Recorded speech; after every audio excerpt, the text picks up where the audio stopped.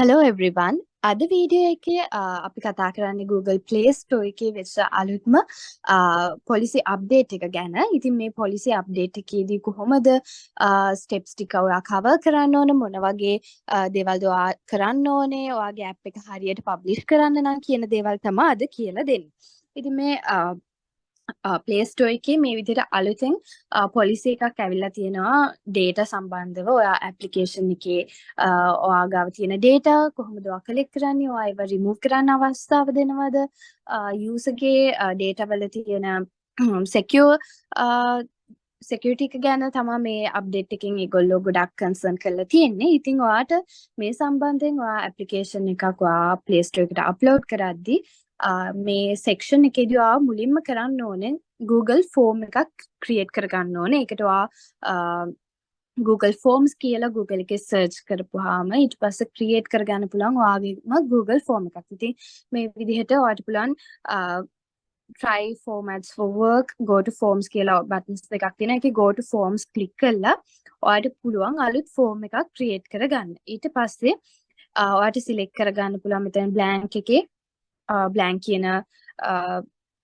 icon එක click කරලා ඔයාට එතකොට අලුත් form එකක් create කරගන්න අවස්ථාව ලැබෙනවා. ඉතින් එතනදී ඔයා ඒකේ දෙනවා topic එක විදිහට ඔයාට තියෙන දීලා තියෙන එක අයින් කළා ඔයාට එතන අලුතෙන් දාගන්න පුළුවන්. ඒක ඔයා දාන්න ඕනේ user data deletion form කියලා.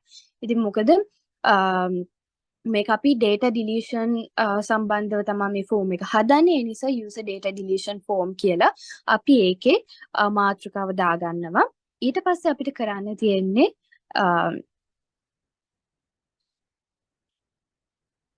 මෙන්න මේ විදිහට description එක දාගන්න ඕන. Dear user, to protect your privacy, we have implemented a data deletion request form.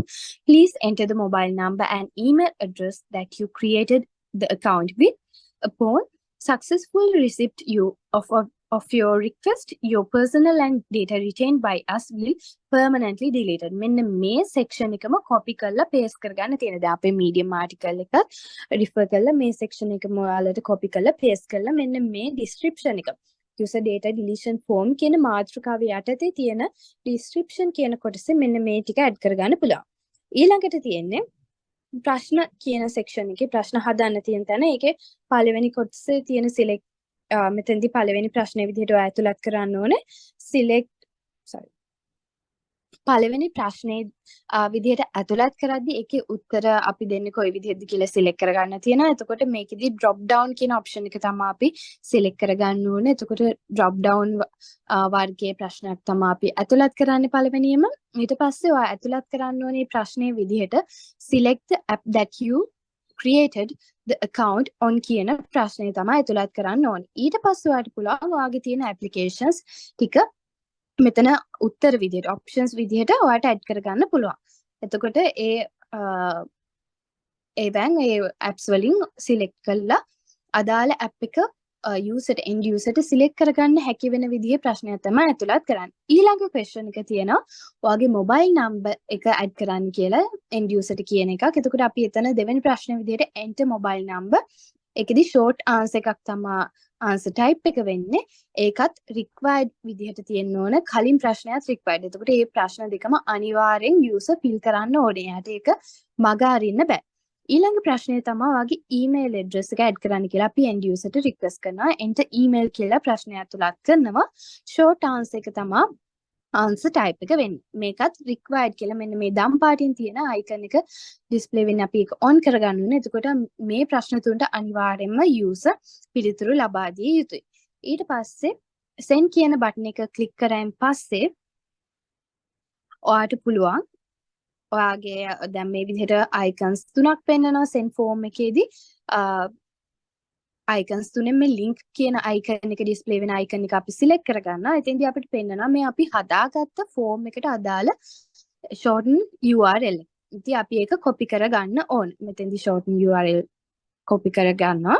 ඊට පස්සේ අපි යනවා ඔයාගේ Appmaker app එකේ dashboard එකට ගිහිල්ලා pages වලට ගිහිල්ලා app details වලට ගිහිල්ලා ඊළඟට contact us කියන section එකට ගිහිල්ලා policies වලට ගිහිල්ලා about us කියන section එකේ අපි මෙන්න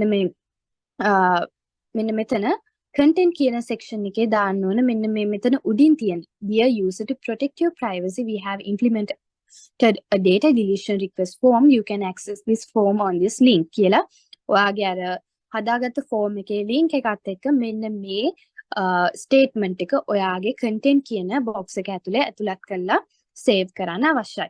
ඉතින් එතකොට දැන් ඔයාගේ app එකේ ඔයා හදාගත්ත deletion form එක update කරලා ඉවරයි. ඊළඟට යන්න ඕන Play Store එකට.